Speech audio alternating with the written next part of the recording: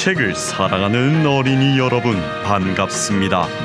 저는 여러분과 함께 속담의 유래에 대해 알아볼 옥황상제라고 합니다.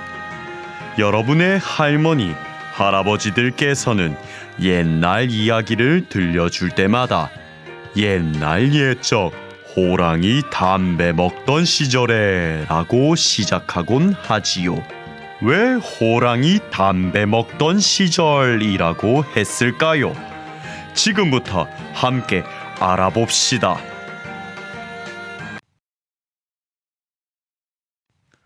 옛날 어느 마을에 아주 친한 친구 사이인 김서방과 박서방이 살았습니다.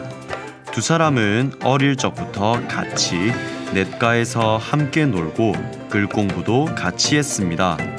둘은 열심히 공부하여 과거를 보았는데 김서방만 과거에 급제했습니다.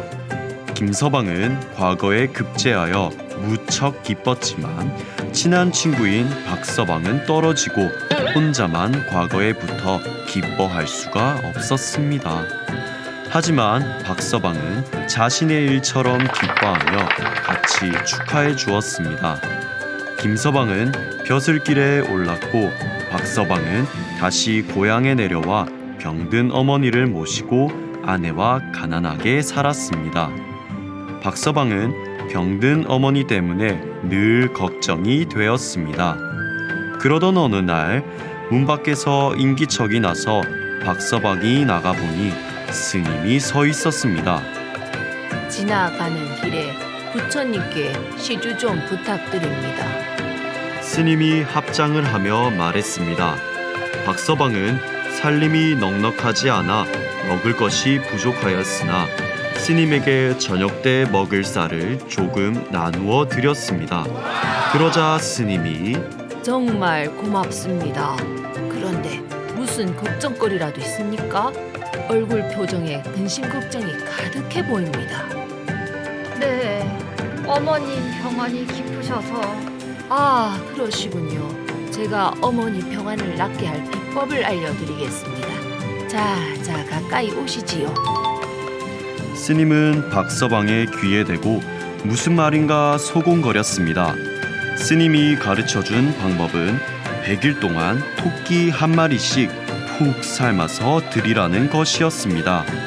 박서방이 어떻게 하루에 한 마리씩 토끼를 구하느냐고 묻자 스님은 박서방이 호랑이로 변해서 잡아오면 된다고 했습니다.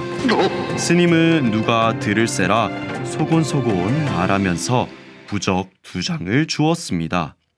한 장은 호랑이로 변하는 것이었고 또 다른 한 장은 사람으로 돌아오는 것이었습니다.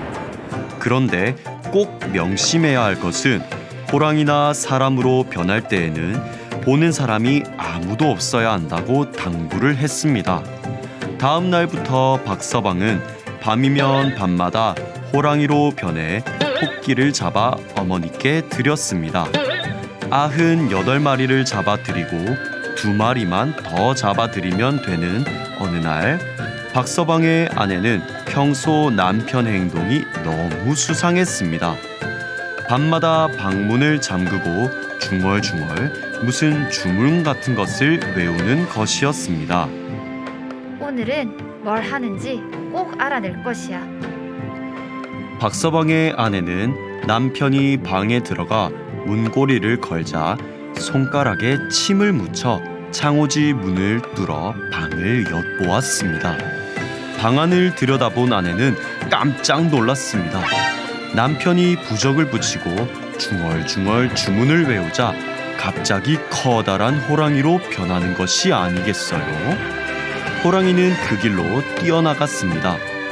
너무 놀란 박서방의 아내는 부적을 없애버리면 남편이 무서운 호랑이로 변하지 않을 거라고 생각하고는 부적을 찾아서 태워버렸습니다.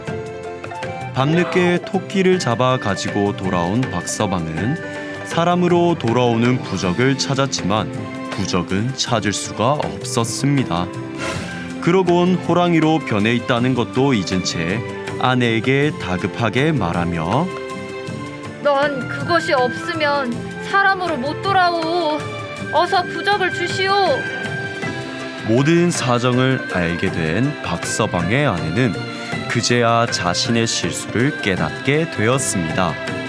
박서방의 아내와 늙은 어머니는 박서방이 사람으로 돌아오지 못하는 기막힌 사연에 마음의 병을 얻어 시름시름 앓다가 죽고 말았습니다. 박서방은 하늘이 무너지는 것 같았습니다.